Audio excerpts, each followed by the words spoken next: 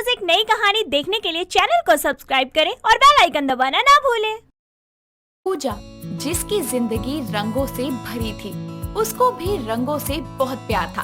पर पूजा सफेद साड़ी में बैठकर अपनी शादी का लहंगा, जो कि सतरंगी रंग का था, उसको अपने हाथों में लिए रो रही होती है। और तभी योगेश नाम का एक लड़का उसके पास आता है और उसको उसकी फेवरेट कलरफुल ड्रेस देकर उससे बोलता है, ये देख, मैं तेरे लिए तेरी फेवरेट कलरफुल ड्रेस लेकर आया हूँ।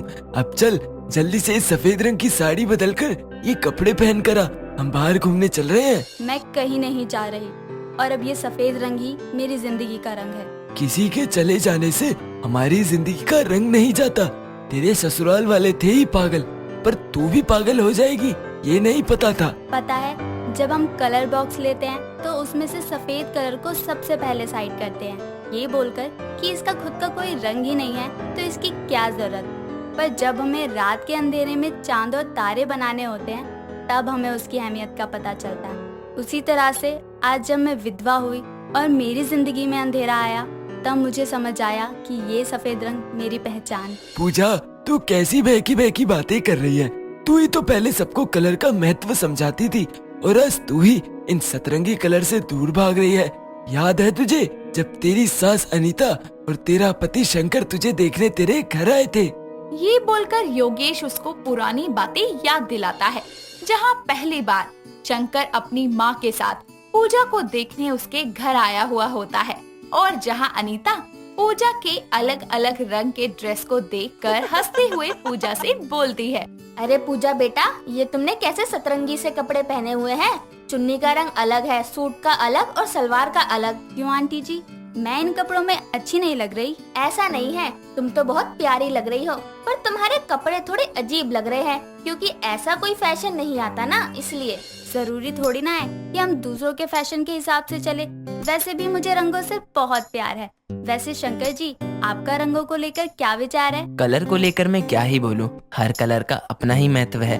वैसे भी मुझे तो तुम्हारी तरह सारे रंग पसंद हैं। तुझे सिर्फ सारे रंग ही पसंद है पूजा की तरह, या फिर पूजा भी पसंद है? अनीता के ये बोलते ही शंकर और पूजा दोनों शर्मा जाते हैं। जिसके बाद पूजा की माँ के बोलने पर पूजा शंकर को अपना रूम दिखाती है और जहाँ पूजा का रूम देखकर शंकर उससे बोलता है, वाओ, क्या कलर कॉम्बिनेशन है तुम्हारे रूम का और ये बेडशीट, ऑसम।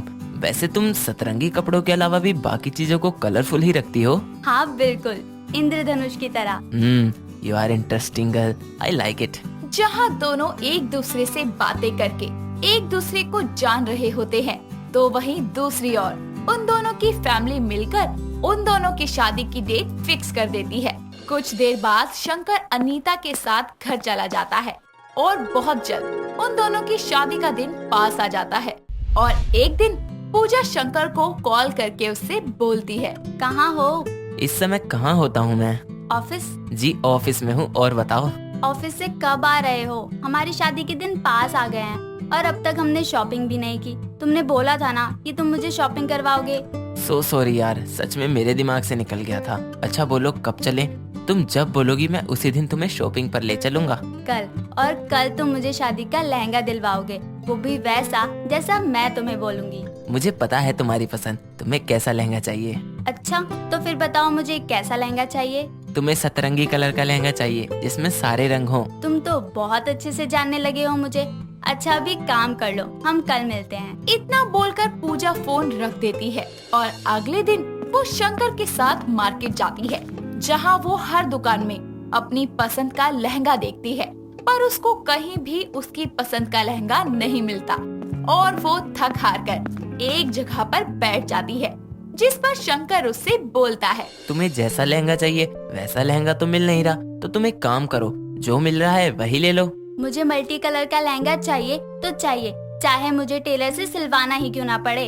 अरे ये बात मेरे दिमाग में पहले क्यों नहीं आई? कौन सी बात? यही कि मैं अपनी पसंद का लहंगा सिलवा भी तो सकती हूँ। चलिए हम डिजाइनर के पास चलते हैं। पूजा के बोलने पर दोनों डिजाइनर के पास जाते हैं, जहाँ पूजा अपने हिसाब से अपने लिए सतरंगी लहंगा बनवाती है और अपनी शादी वाले दिन उसी लहंगे को पहनती है।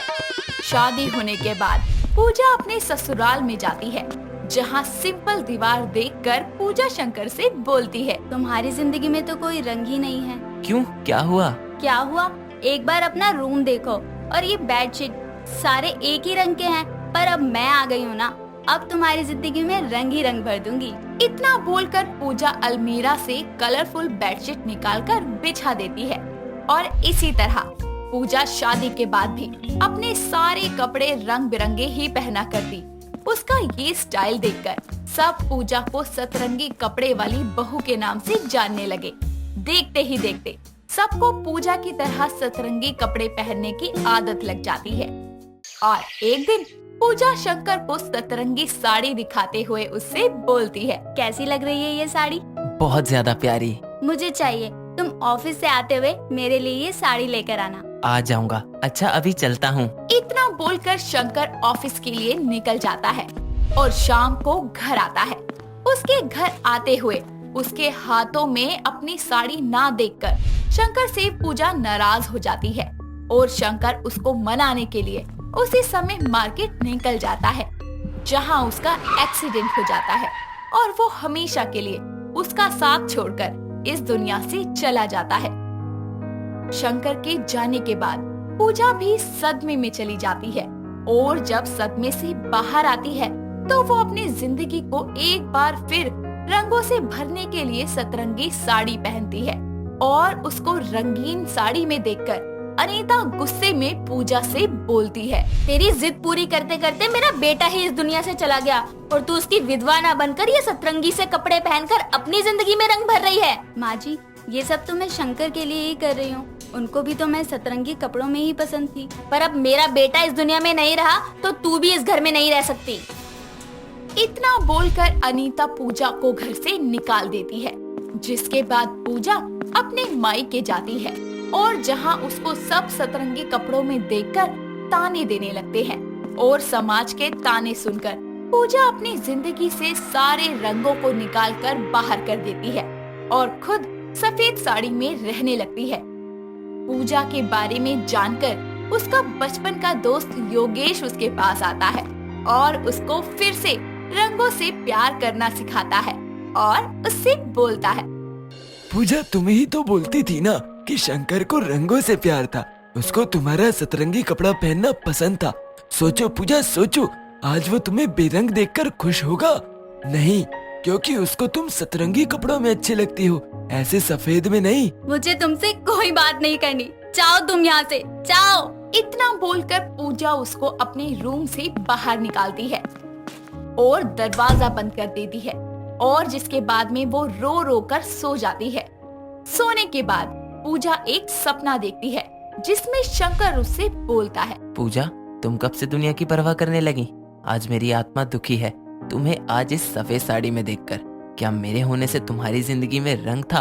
अगर ऐसा है तो जब बीवी अपने पति से दूर हो जाती है तो लड़के क्यों नहीं सफेद कपड़े पहनते? शंकर, दुनिया की यही रीत है। मैं नहीं मानता ऐसी रीत को। अगर तुम चाहती हो कि मेरी आत्मा को शांति मिले तो तुम सतरंगी कपड़े पहनोगी, क्योंकि जब तुम पहले की तरह रंगों में नहीं रंगोगी तब तक मेरी आत्मा को शांति नहीं मिलेगी। इतना बोलकर शंकर की आत्मा वहाँ से गायब हो जाती है, जिसके बाद पूजा नींद से उठकर खुद से बोलती है। मैं आपके लिए फिर से पहले वाली पूजा बनूंगी शंकर। इतना बोलकर पूजा बिना समाज वालों की परवाह किए सफेद साड़ी को छोड़कर एक बार फिर से पहले की तरह रंगीन कपड़े पहनने लगती है। दोस्तों, अगर आपको ये कहानी पसंद आई तो इसे लाइक करें, शेयर करें और कमेंट करके बताएं कि कहानी में आपको सबसे अच्छा क्या लगा।